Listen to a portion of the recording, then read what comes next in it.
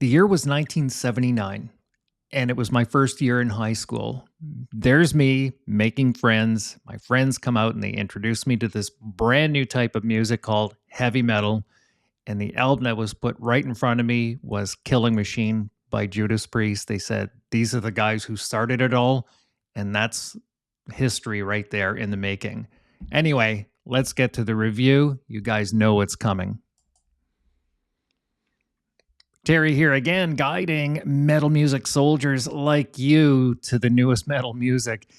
FMR covers all the stuff here on this list. I review, analyze, and break down the newest extreme releases from my weekly charts so you get the best new metal daily.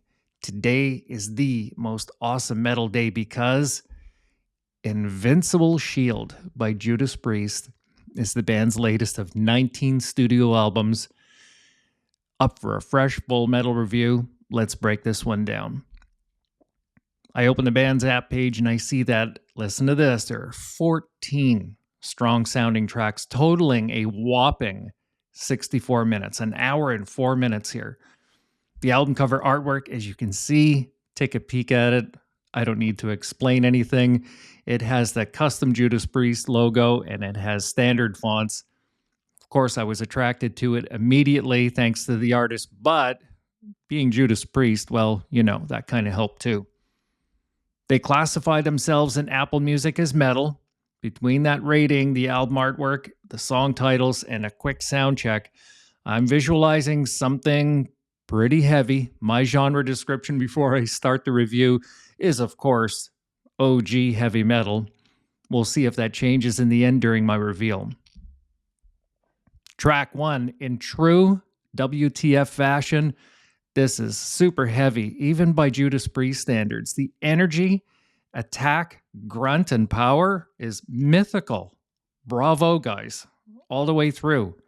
Track 2 is a killer, slashingly fast, thunderous sounding, vocals like fire, guitars with beastly rhythms, melodies, thick slabs of bass guitar, and super spicy percussions. I'm in awe at this point, just getting through track 2. Track 3, it hits hard with massive energy, biting vocals, legendary guitar solos, riffs, thick, deep rhythms, and crushing drums. It's hot. That's hot, okay? Next, track 4 is Razor Blades and Lemon Juice. It's locomotive metal, rhythm work, tight, pristine vocals, and golden Judas Priest metal energy. It is absolutely beastly at this point. Track 5, there's no disappointment here. It even picks up the pace even more at this point. The rest of the album is outstanding all the way through, right to the end. The originators of heavy metal holding it all down in a super tight sonic assault.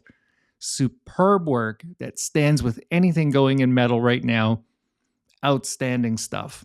This entire album bleeds pure heavy metal music. Everything is in the right places. This is, my opinion, the tightest work from beginning to end since Screaming for Vengeance in the early 80s. Rob hits everything with his massive vocals. You can hear the mastery achieved everywhere else with all the other players in the band. I wish them all the best moving forward. This is great stuff. Recording and sound quality, of course, is totally professional.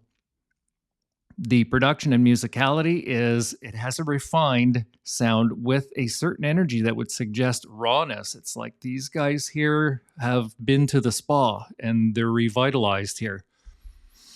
I rate the overall levels of rhythm and tempo here as mastery at a level 9 intensity range. The harmonies and melodies also extremely high at a level 8 and 9 in that range of presence in this album too. The lyrical theme, I find, is a storyteller's journey. There's a variety here.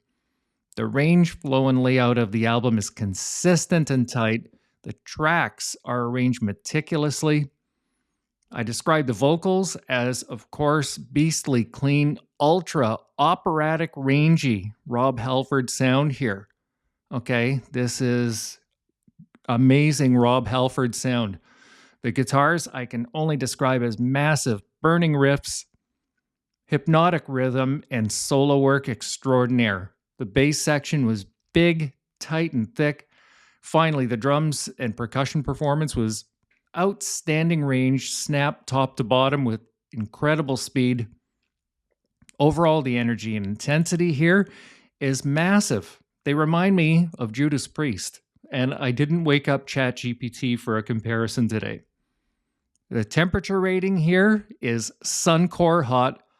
It has a rangy dark to light tonality feel, and the overall colors here I'm going to describe as white hot. The general feeling I had during this session was chills and shivers. It led me to give this album a super seismic reading of 8.8 on my Richter scale. I'm going to enjoy this one again a little bit later this afternoon after date day with my wife. My predictions from earlier, well, I did say OG heavy metal, but the question today in my reveal isn't about genre description. The question is, did Judas Priest change with the times? And the answer is yes and no. This is a highly valid album for them. The originality, hard work, and adaptability is through the roof. There's no reason why this album can't be immensely popular while recruiting new metalhead figures into the genre here, okay? My favorite tracks, there's not one snoozer, okay? It's brilliant from start to end. And finally, of course, it's going to go into my library. And I think I might actually make my later afternoon here something of a Judas Priest day. You have to stream this one for yourself, okay? And that is it for another episode of FMR. I'm going to dig into my treasure chest, and I'm going to recommend something new here. Converging Parallel Worlds by Throne of Thorns. I reviewed them, I think, a couple of months ago. That's just to say thanks for hanging out with me. And also, can you make out this classic? You like that one? Hey?